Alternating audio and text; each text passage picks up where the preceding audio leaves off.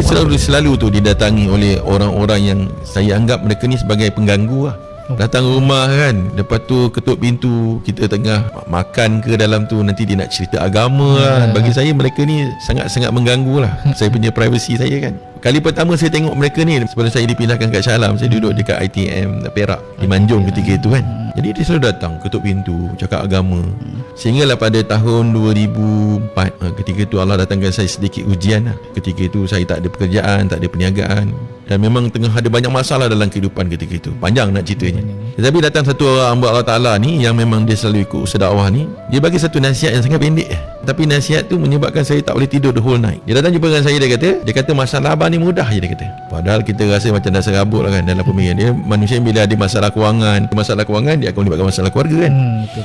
Abang buat apa yang Allah Ta'ala suka, nanti Allah Ta'ala akan bagi apa yang abang suka. Kemudian dia pun beda, tinggalkan saya dalam keadaan saya pun malas nak dengar apa nasihat, sebab dia seorang pelajar, mana dia tahu masalah saya. Di malam saya nak tidur, dia pun fikir, ada suara lah. Dia kata, apa yang kau suka? Apa yang Iqbal suka? Oh ya, banyak lah. Banyak benda yang saya gambar dalam pemikiran saya ketika itu. Saya nak hasilkan pendapatan, nak bayar hutang, nak beli rumah.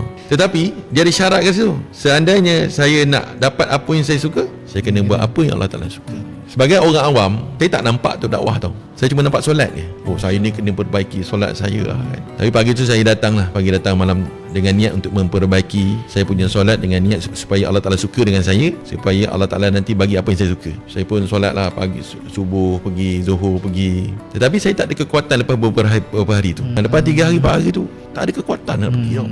Saya pun tanya dengan sahabat saya ni, saya kata, saya nak buat apa yang Allah Ta'ala suka, tapi kenapa Allah tak bagi kekuatan? Jadi dia cakap saya satu nasihat yang sampai sekarang saya ingat. Ini nasihat dia ni. Dia kata, untuk tahu solat, puasa, zakat, haji, abang boleh belajar dengan mana-mana ustaz, mana ulama, mana dengan kiai pun boleh. Tapi untuk datang kepada perintah tu, abang hanya berhajat kepada 100% taufik dan hidayah daripada Allah. Momen tu saya cakap dengan dia, macam mana saya nak dapat taufik dan hidayah tu? So apa jawapan dia? Dia kata, bang, taufik dan hidayah ni, dia kata, hanya satu jalan je. Jalan adalah jalan yang dilalui oleh para nabi dan para anbiya dan para sahabat. Jalan itu. Jalan apa? Boleh sebutlah satu ayat lah. Ayat tu sampai sekarang saya ingatkan. Bismillahirrahmanirrahim. Wallazi najahadu fina lanahdiyannahum subulana. Kalau kau nak dapat hidayah ini, kau kena susah-susahkan diri untuk agama. Dan kerja yang paling susah, dia kata, dalam agama ni adalah usaha dakwah yang dilakukan oleh para nabi dan para anbiya dan juga para sahabat. Daripada itu saya dapat lah, oh, kena buat dakwah ke? Macam tu lah juga.